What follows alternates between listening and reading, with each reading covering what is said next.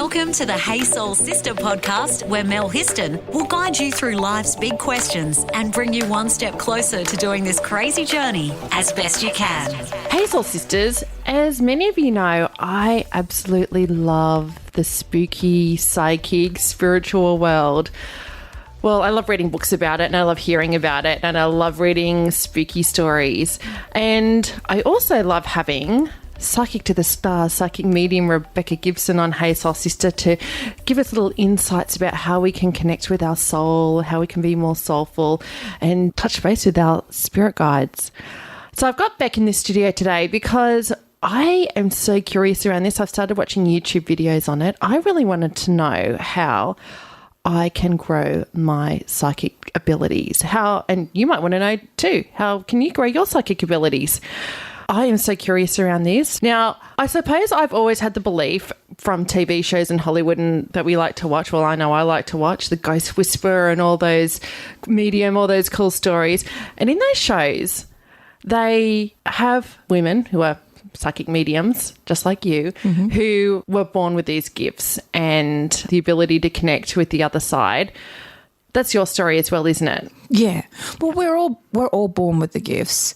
It's just that sometimes we're programmed out of us. We're told not to think like that. Religious beliefs will program that out of us. But we're all born with psychic abilities. It's just about tuning into frequency and vibration. And so for me, mine was tuned in. I had a very traumatic birth. I was dead at birth. My mum died during my birth.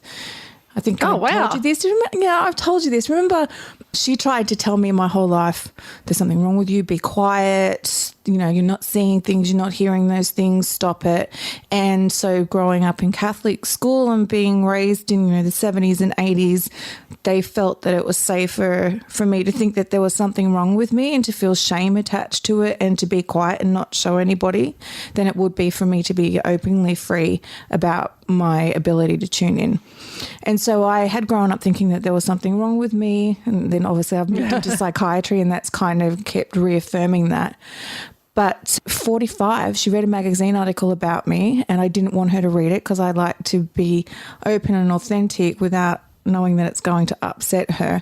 And the article started that they had basically suppressed my abilities based on their belief. And she said to me, I need to tell you something. She said, when you were born, you know that you had died and that it was really traumatic and I was very sick. And she said, but I never told you and I haven't told anybody. I died and I went down this tunnel. She said, and she went through this atheist phase. There is no God. When you die, you're worm food. There is no afterlife. Really? Yeah, she didn't want me talking about reincarnation. She didn't want me talking about heaven. Every time I would tell her that our dead relatives would visit me, she'd be, no, there's no such thing. Stop making up these stories. You're so dramatic. And then she said to me that it wasn't like that tunnel that people talk about in the light. This was a spiral of light. And I said, well, that's how energy works, Mum. It goes in spirals. She said it was a spiral of light. And I went down and she said, and then you came as an adult and said, no, it's not time. We have to go back.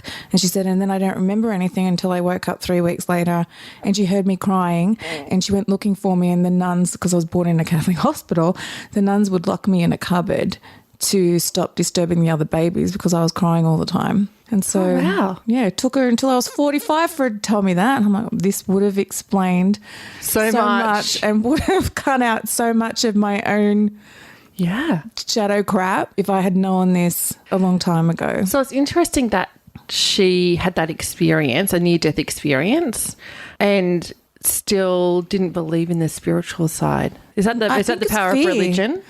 Fear. Well, yeah, it wasn't so much religion for her, it was fear.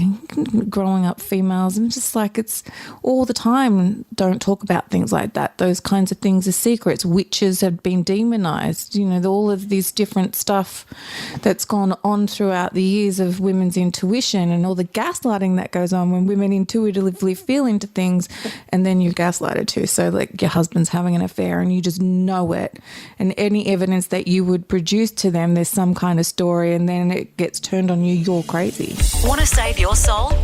Review us on Apple Podcast. So that must have been really validating when she shared that with you. it was such a relief. It's really changed our relationship because now I freely talk about my business. She talks to me about things that she's experienced that she's never spoken about before. My brothers have started talking about stuff that I would never in a million years have assumed.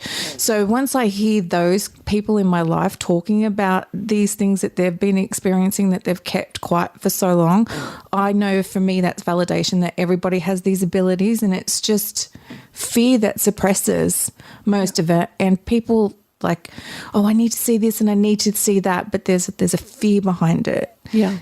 So it's possible for all of us to really grow our psychic abilities. Absolutely. Without a doubt. Which is really cool because that's what today's all about. Yep. That's what today is all about, and it's what I'm really curious about. So tell me about when you were growing up, and I know that you've shared some of these stories before, but for those of you who haven't listened to Beck before on Hey Soul Sister, Beck, can you just share what life was like for you growing up having those psychic abilities, some of the things that you might have experienced? Well, I had to try and suppress it. It was difficult. I always felt I wasn't believed. There was no validation. So little things like when my grandma passed away, she had cancer, and my mum had 2 babies under the age of 2. And so they sent me to go and stay with family while mum was trying to look after everything that was going on, and my grandmother was so ill. And she came to me in a dream and she said, I've come to say goodbye. I'll look after you from this side. I'll check in with you every now and then, but you're kind of on your own now and everything's safe and you're going to be fine. Everything's good. And then I woke up and it felt like I'd woken up and she's still sitting at the end of the bed that I was sleeping in a caravan. And I thought, oh, what is she doing there? And then I thought, oh, no, you're still asleep. And I'm like, no, I'm not asleep. And so she's still sitting in this caravan and she's just kind of touching me and then said bye, and then she left. And then my cousins, someone came running down. We're staying in a caravan park. Someone came running down and said, oh, there's dolphins coming into the ocean. So everybody started getting up and going up to the beach to watch these dolphins. And someone came and said, oh, Rebecca's dad's here. And I turned around and said, oh, that's because Grandma died. And they said, what? And I said, oh, my grandma died, so Dad's come to get me because I have to go home now. And they're like, what is she talking about? And then they came up and said, look, your dad's here.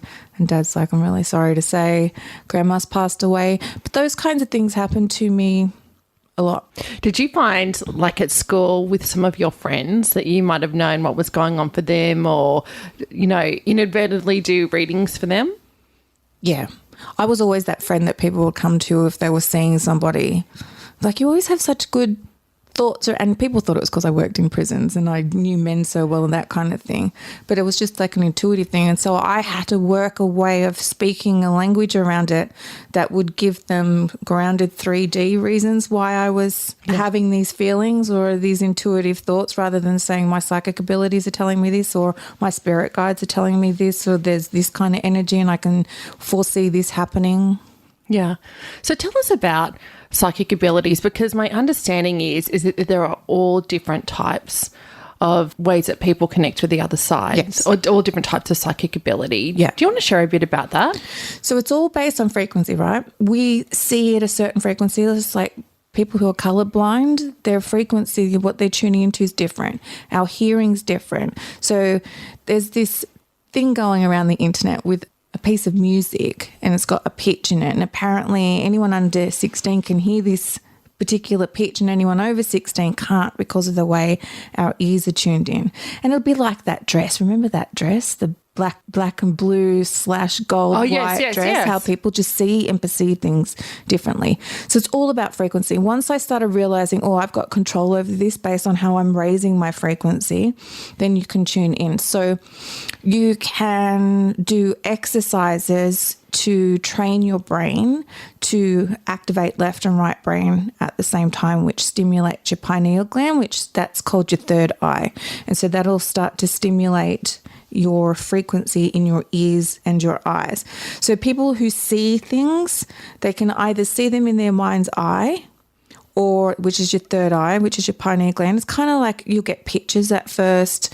The more you start tuning into that particular sense, your clairvoyant sense, you can see like a movie playing, like it's like you're having an awake dream.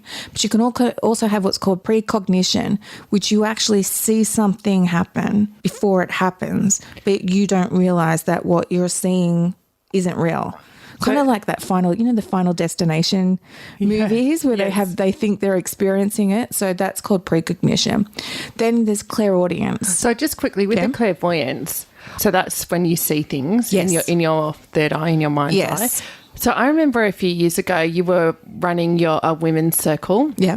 To grow your psychic ability. And I remember going along to one of those sessions and you made us kind of buddy up with somebody and you had to kind of just sit them, watch them across the room and close your eyes and kind of feel and see what came up and write down what came up. Yeah. And I remember the woman sitting opposite me, when I closed my eyes and I was, trying to tune into her and connect with her, I kept seeing a woman wading through water, like waist high. That's whose wedding I'm going to this evening. Oh, wow. Yeah. Oh, there you go. Okay. Well, because I couldn't remember her name, but I remember that getting this image of a woman wading through water and she was kind of silhouetted, so I couldn't see her face or anything, but I could just see she was walking through water. And then when we had to go around the room and actually share what it was that we had seen in our mind's eye about this other person, I remember I said that, I'm like, there were a few other things that I saw, but I said, actually, I got a vision of a woman wading through water waist high, and she said, oh my goodness, I had an accident 18 months ago and every morning I have to go to the hydrotherapy pool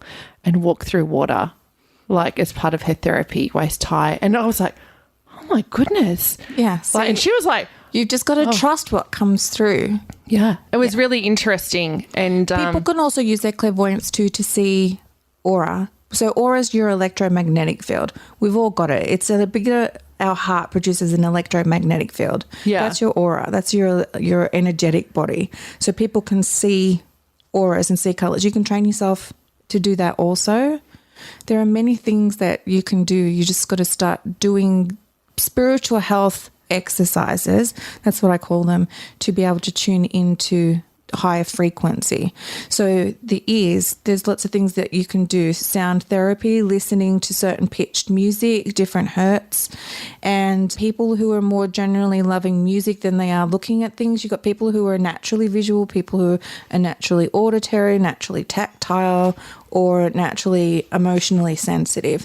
And so there's clairaudience, which is tuning into hearing things. Yeah. So you might hear voices or... Yeah, so we have to be very specific about the difference between hearing voices from a mental illness and hearing voices from spiritual tuning in. So hearing your soul's voice for most people and for me, and I mean, I've spoken to hundreds and hundreds of clients, your soul voice and where you're starting to hear your guides will kind of come from the right side down the back. And that seems to be the part of the brain that's stimulated the most when you're tuning into clairaudience. You can hear things outside of yourself when you're starting to tune in. Sometimes it'll turn like a pitch. You get a real strange kind of noise in your ear as you're starting to tune into higher frequencies. And people are like, oh, this sounds like such nonsense. But dog whistles. Dogs can hear the dog whistle because their ears are tuned into those pitches and humans can't. And so it's just about training the way that you're hearing, seeing things, feeling things. There's also claircognizance where people just know stuff and there's no doubt. I just know it. I understand it. It's this sense of truth that I'm experiencing, and that's claircognizance. Then there is, what have we done? Clairvoyance, clairaudient, claircognizance. There's empath, which is kind of, some people think empath is kind of like a clairsentient, but clairsentient is when you sense something around you. It's kind of like your energetic body is tuning into energy around you. So you can't see it, you can't hear it, but you can feel things move past you or feel things touch you, that kind of thing. Feel things like grab out at you. And Then empathy, empath. So the difference between empathy and empath. Empathy is being able to think, wow, if that happened to me, this is how I would feel. But an empath is I'm literally feeling what you're feeling right now. Yep. And so that is tuning into the emotional frequency of people around you. What about clairsentience? That's the clairsentience is the touching, the feeling. Because I remember sensing things around you. Years ago, I had a psychic reading, and I remember the girl was like, give me a piece of jewellery. She needed to hold something of mine. That's called psychometry. Yeah, oh, okay. Yeah, so that's you're reading their energy, but that will activate in who's doing the psychometry reading. It'll activate their strongest clair. So they may start seeing visions. They may start hearing things. They may just start knowing things, or they may start to emotionally feel who the original owner is and who's been wearing it. So that's another thing that you can pick up on. If someone's been wearing somebody else's jewelry, you'll pick up on both of their energies. But a clairvoyant will start to see a picture of, say it's a ring.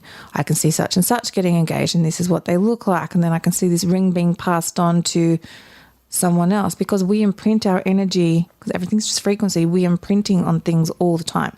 We imprint on each other. That's why you have to do things like cutting energetic cords and doing like grounding meditations and grounding yourself and doing cord cutting and cord retraction and all those things that we've talked about before. I love it. I love it. Let's get soulful on social media. Search the Sista Code Facebook page and follow us on Instagram. So, Beck, for the person that hasn't had really any experience with any kind of like psychic connections but will really, really wants to, how can you get started? The best thing that any of us can do just for our spiritual health, but also to start to change our frequency, is to do things like calming down your egoic mind. So we've talked about egoic mind and soulful voice, like, you know, the higher consciousness and subconsciousness.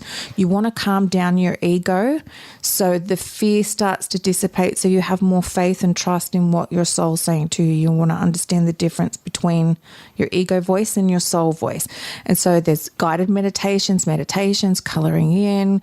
Some people run and they find that their ego shushes up while they're running. Other people do yoga. There are all these different kinds of things that you can do to quieten down your voice. Then you want to, your egoic voice. Which is that chatter that goes on in your head. So then you want to do things that are going to start to raise your frequency. And there are many different things like that. Physical activity is really important. Being around people that are loving, making sure that you're having loving conversations and not fear-based conversations. You're not gossiping, you're not complaining, you're not seeing the worst thing in everything. You're reframing the things that are happening for you. That starts to change your consciousness into a more loved-based frequency. So then that starts to raise your frequency. And then guided meditations I find are really helpful that have binaural beats with them. So binaural beats are set at specific frequencies to activate certain areas of your brain. So that's if you're listening to music and it has a certain beat to the music. A certain frequency. Yep. So on YouTube, there's so many different kinds of binaural beats, and you can get them for different things like binaural beats for anxiety, binaural beats for addiction, binaural beats to tune into your psychic abilities, open your third eye, listen to your spirit guides. There's heaps of stuff on YouTube. And those frequencies are designed to raise your frequency, match your own personal frequency with the frequencies that you're listening to. There's also a really good meditation that the CIA have used for psychics that they do for remote viewing, and it's called a hemisync meditation, and it's designed to activate your left and right brain at the same time and bring them into sync with each other to activate that pineal gland and your hypothalamus, which increases your ability to tune into frequencies around you. Wow. Yeah, there's so much stuff out there. Absolutely. Now, when we are trying to hone our psychic ability and connect with the other side, who is it that we're connecting with? It's different for everybody. One important thing is when you do start doing this to make sure that you're grounded and you're not under the effects of anything. Drugs or alcohol. Yep. So I'm going to make that really, you'll hear lots of people right now, the drug of choice I've noticed is mushrooms, and lots of people in the spiritual community talking about them tuning in, opening up consciousness by using drugs and stuff. I don't recommend that. There's no need to do that, and you could be leading yourself down a pathway of not being able to bring yourself back to grounded sanity. So I don't recommend doing things under the influence of something. So it's really important that you ground yourself, that you're calm when you start to tune in, and that you're in this place of gratitude and love so that your frequency is matching what you're tuning into. Because if you're naturally very open to the spirit world, or what's like fourth dimensional consciousness, if you're very open and you've got low-based frequencies of the feed, that's what you're going to attract to you, and you don't want to do that.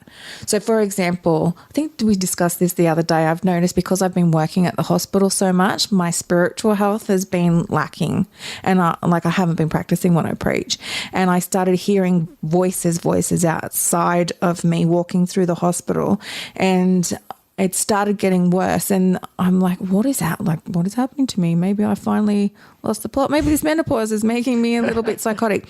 But it's because I wasn't tuning in. I was allowing all of that fear-based energy in the COVID wards to start impacting on me. And so my frequency had dropped where I was hearing all of that around me. So I'm like, I need to clean up my frequency. So that's stopped for me, and I'm now tuning into more higher frequencies, like angelic frequencies, my spirit guides, that kind of thing.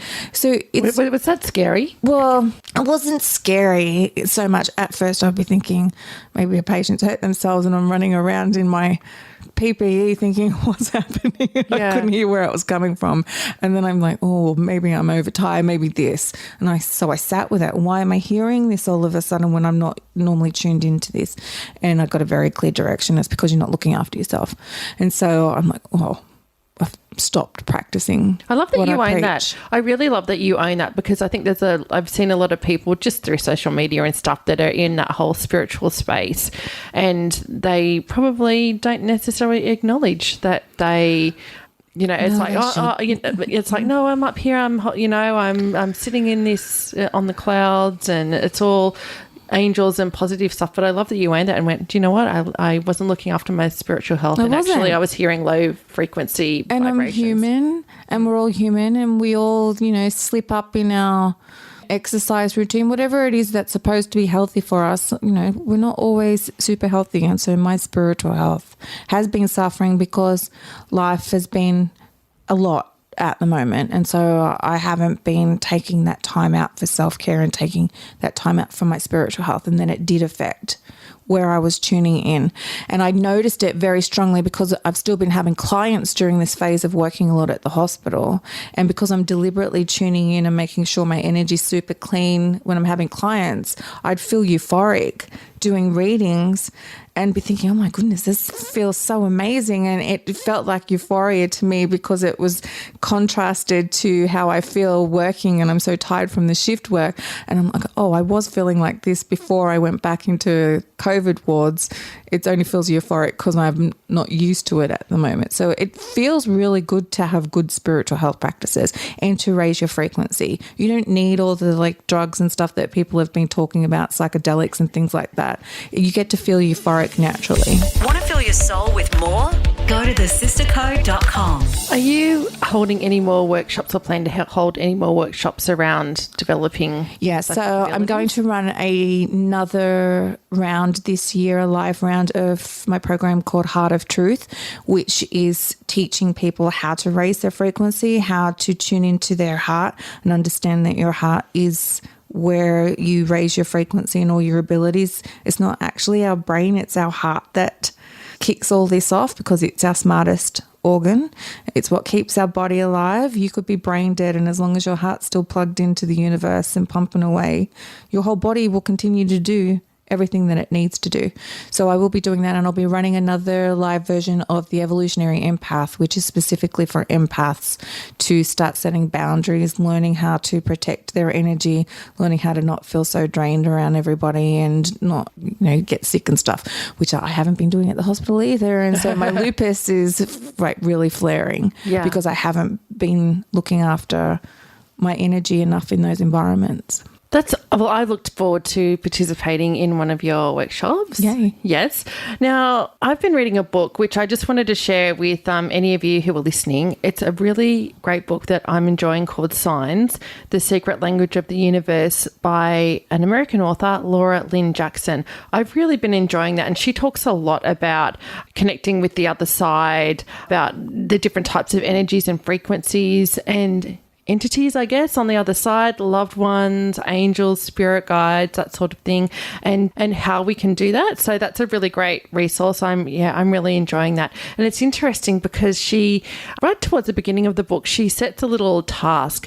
She said that the universe and our spirit guides, our angels are always sending us signs. And really it's about us being able to recognize those signs, to tune in and recognize, because she says, we kind of walk around half the time just absorbed in our own heads and actually not stopping and paying attention to the signs that are constantly being given to us. So she sets this exercise and she says, just ask. Exactly. Just ask the other side for a sign. And she said, be really specific about what it is that you want to see so that they can go, yes, I'm here and I'm here and I'm with you and I'm listening and watching. So I did that. It was really interesting. So I'm like going, okay, I've got to be specific. Okay, a red ball. I want to see a red ball. And so I put that out there. I'm like, okay, spirit guides, angels, if you're there and you're listening, if this, and I think I might have even asked, I was making a decision about something. If this is the right way to go, I want to see a red ball. Anyway, I put that out there. Next day, no red balls anywhere. After that, no red balls. I'm like, what's going on? Anyway, the third day, I walked out to hang my clothes on the clothesline, and literally at the clothesline was a red rubber ball. Seriously. I stopped and I was like, where the hell did this red rubber ball come from? I'm going, Craig, have you ever seen this red rubber ball before? He's like, no.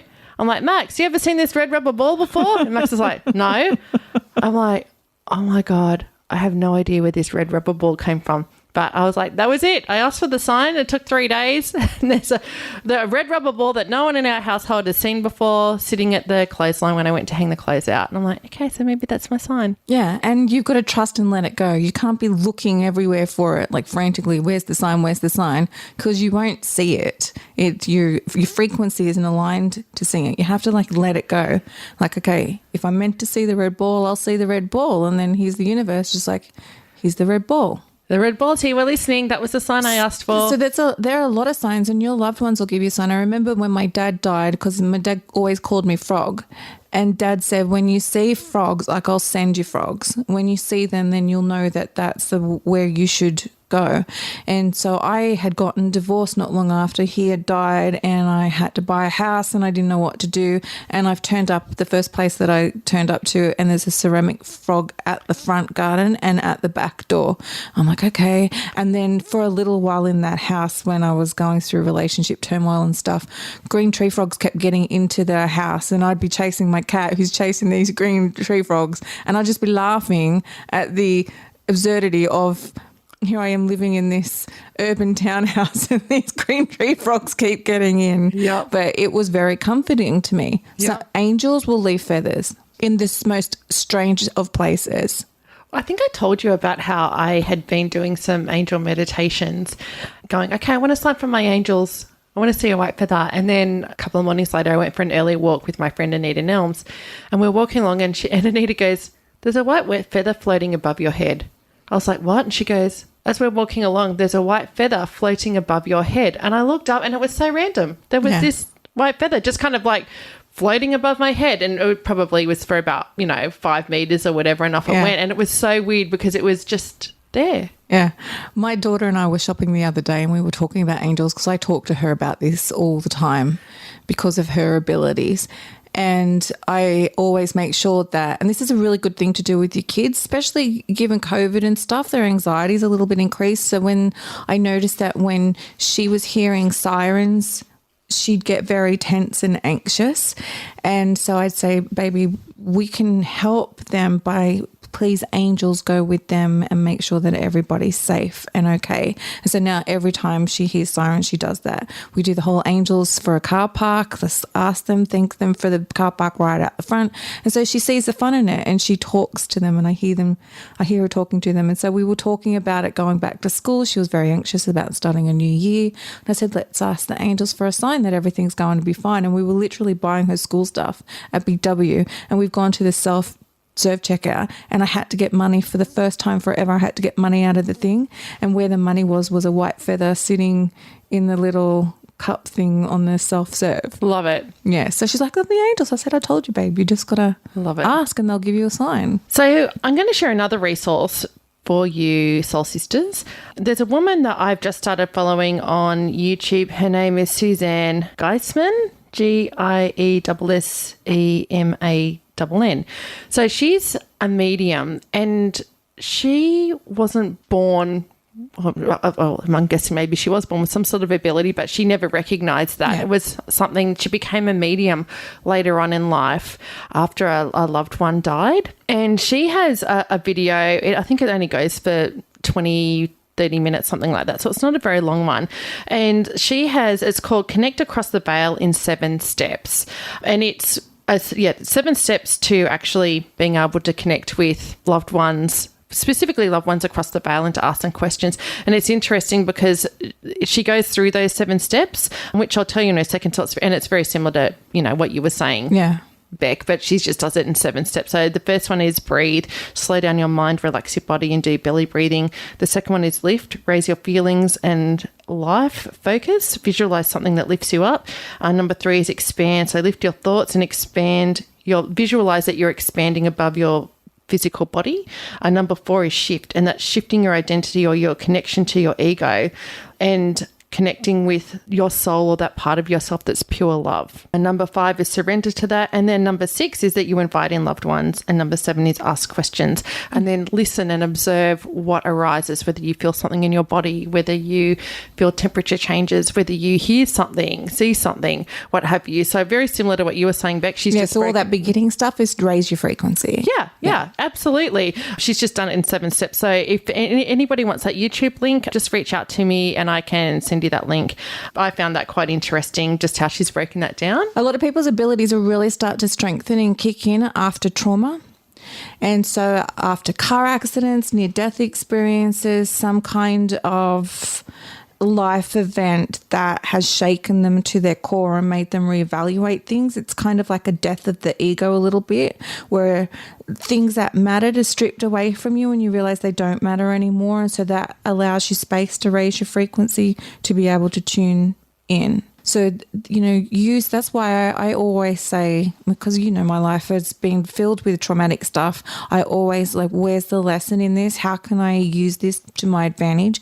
Where do I get to declutter and let go of stuff that no longer serves me and then move on? And so then that's increased my abilities. And then little things will start to happen to you where it's no longer what you would consider coincidence, that that this is me being navigated. The universe is guiding me in a certain way. Well, my friend, how can people find out about you or find out about your courses that you are running this year, or connect with you for a reading? Connect with me through my website, which is rebeccagibson.com.au. Find me on Facebook and Instagram. I'm getting a little bit better on Instagram. Rebecca Gibson, Psychic Medium, Spiritual Strategist. And they're the best places to find me. And then my website's being moved over at the moment for the sites and stuff to all be, the courses to be in one spot. So just connect with me on social media and then keep an eye out, and they'll be coming soon. Wonderful. Thank you so much, Sister. Thank you for sharing with that today. I can't wait to become more psychic. You are.